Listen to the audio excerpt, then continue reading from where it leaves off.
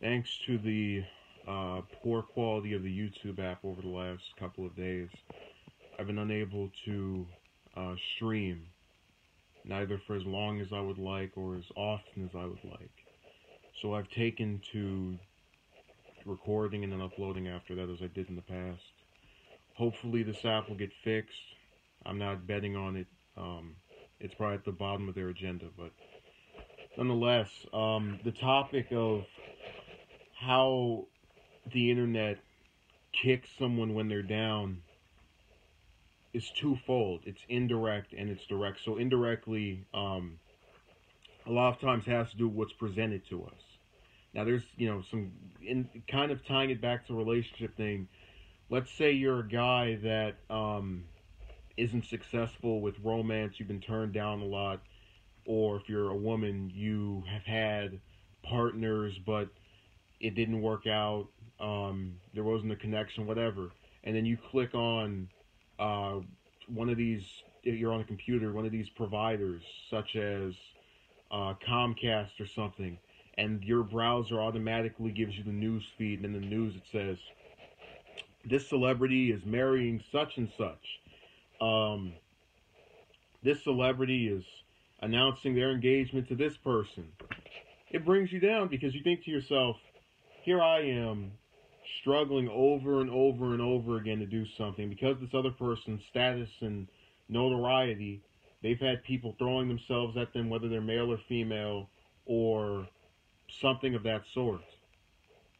And again, you don't go looking for it, it appears in front of you. I've had the same thing happen to me where, you're down over, or I'm down over some kind of thing in my own relationship saga, and then you see some stuff on Instagram or Twitter about the engagement was announced yesterday in the New York Times, and it gets to a point where you think to yourself, the people who are the center of this story are not doing this to me.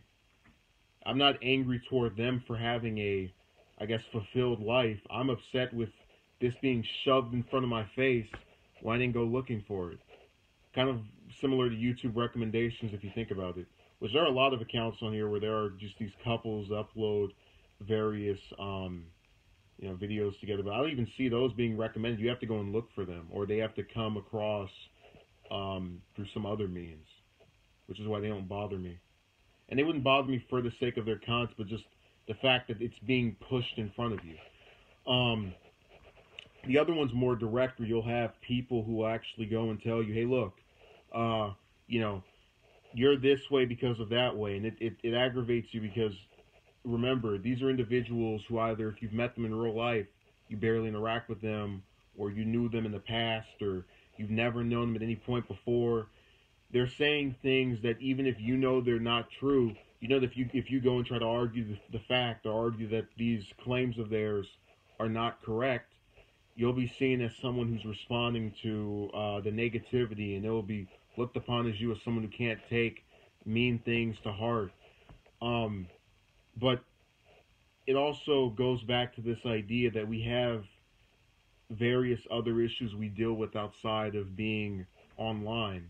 And I can't tell you how annoying it could be for, speaking as a content creator, to go through a series of issues relating to whether it's, your relationships or other facets of your life, and you only talk about one facet, then you go online and you've got people gassing you up with all kind of hurtful things that they're saying about you that even people who knew you or that you interacted with frequently wouldn't say toward you. It's this thing where you can't you truly cannot, and one can interpret this as negative, escape the pitfalls of the response by other people as well as your response to other people's lives. Now, the indirect one of something being promoted and kind of forced in front of you is the pitfall of having to see other people's lives. The direct one is the pitfall of having to hear about someone else's opinion on your life when they're not fully aware of all that you've been through or gone through, and they don't want to know. They want to have this opinion of you that cannot be changed, cannot be moved, or has some lasting impact on their assessment. And what the worst, I guess, case scenario relating to both of these is that many times um, we'll try to break ourselves out of disillusion, and we'll say, oh, this will get better because of this, that, and the other. And weeks, months go by. You try your best efforts, put your best foot forward, still the same.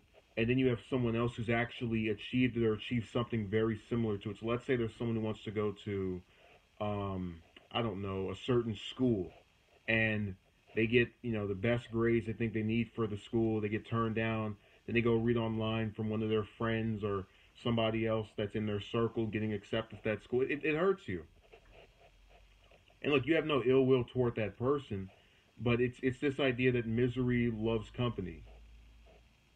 Now, does that mean you wish that the school could have turned him down too? No, but you wish you didn't know about it. You wish that you didn't have to have something that someone else has done or was successful in doing shoved in front of you and presented as the thing which they are going to be more susceptible to achieving, because many times what we want is a stepping stone to something else.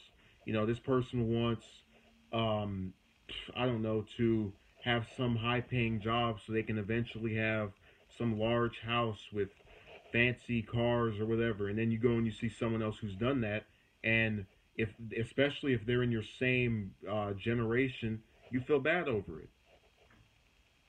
And it's not because you consider yourself so beneath them, but because you considered yourself so um, contemporary with them. It's this idea that there's really no excuse for your own scenario other than yourself.